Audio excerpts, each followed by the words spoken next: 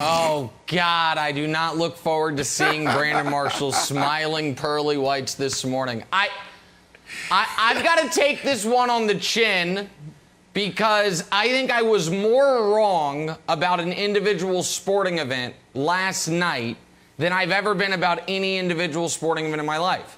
Everything about the Lakers' performance was pathetic. Every single thing. From the fact of when the pathetic performance started, before the game even started, when they announced the starting lineups, and Frank Vogel said, you know what we're going to start? A five-man unit that has never started together, a five-man unit that has played 0 minutes together ever.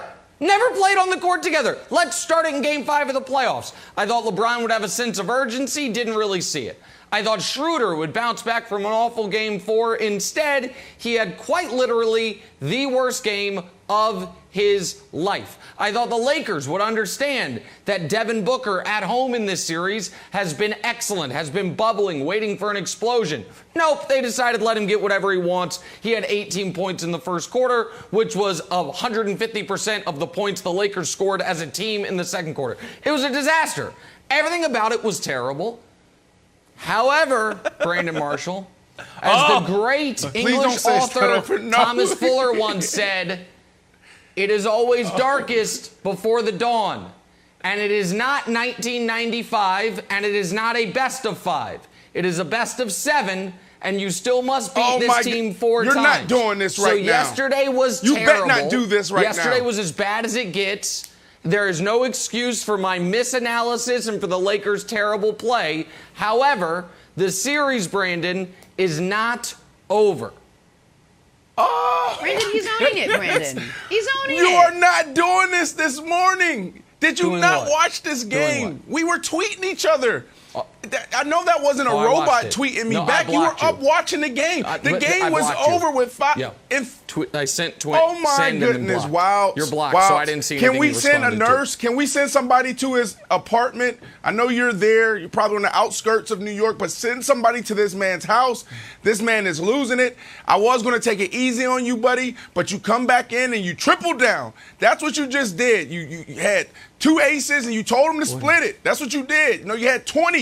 You're like, take it. Take the win. You had the opportunity to get out of it when AD went down, Nick. Please, brother, you understand that this series is over, but you're just too pot committed. Look, here's the deal. It was a little bit of both, Jenna. When you watched that game, I did see a sense of urgency in LeBron coming out. That's why I tweeted early in that game that, man, it looks like he's going for 50.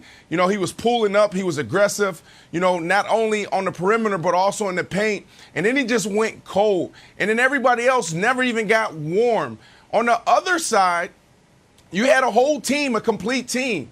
You had a Book that went for 30. You know, Paul only had 9. Ayton only had 8. But then you had the others that truly stepped up, and they've been stepping up all series, and that's Bridges, Payne, and Johnson. They played phenomenal. They were sensational. So for that reason, that's why I chose this team, because you didn't know what you were going to get out of AD. We talked about this coming in, Nick. We said that AD could potentially make it to the playoffs, but he may not be able to sustain. So while I'm disappointed that Nick is tripling down on this Lakers bet. Well, don't be disappointed. Let's see how Game 6 goes. And Kevin Wildes, you know, people laugh, but Wildes, you know, a staple of my sports commentary sometimes is, you know what happened? Someone played too good. When I see AD, who didn't play, obviously, Schroeder, and KCP combine for as many points as the old Phoenix Gorilla, the mascot, the famous mascot they had, 0, I say, you know what? Game 6 is going to be better.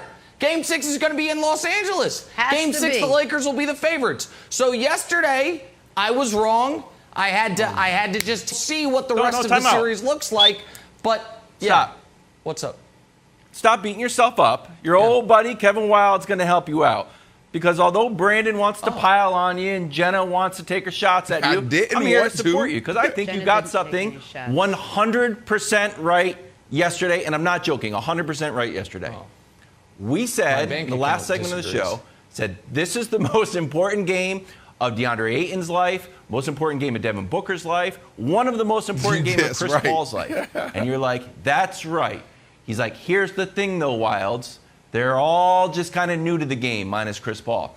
It is about the 173rd most important game of LeBron James' life. And I was like, huh, that's interesting. That's a good point by Nick. But here's the problem. You were too right for your own good, because they all treated it like just a normal game where there was such a sense of urgency from the Suns players and the Suns crowd. The Lakers got rolled. And I just want to kill one narrative, because like Draymond was on at halftime. It's like, LeBron did his job. You know what? They got to hit their shots. They missed those shots because Phoenix did a great job playing defense. I want to show you one other graphic, Nick, that I thought was super interesting. LeBron didn't get one free throw. Didn't get it. There was a handful of calls where he put his hands up that he thought he deserved something. But it feels like this is indicative of either him not being aggressive enough, him kind of carrying out his, I need to get guys involved too much, or him not being 100% and probably a combination of everything. What did you take from him not going to the free throw line at all last night? Well, listen, I think it's a little misleading because, as you mentioned, I thought he was relatively aggressive. I thought there was a bunch of, or at least 3 separate drives to the basket where he was trying to get to the free throw line and didn't get the call. But I do think that he didn't have the sense of urgency. He played okay. LeBron, that was like a C- game. Everyone else, it was an F game, and the Suns played out of their minds.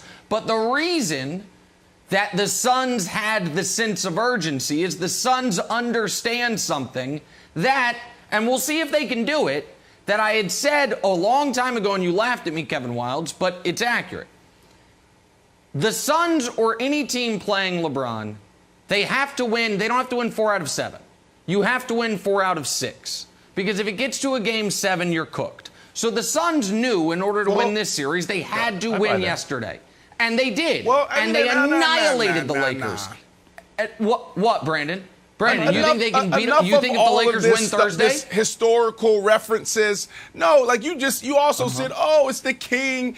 He's never lost, in the first round. Enough of all of those references from the past, man. It's over. They're cooked. They're done. They're done. They're done.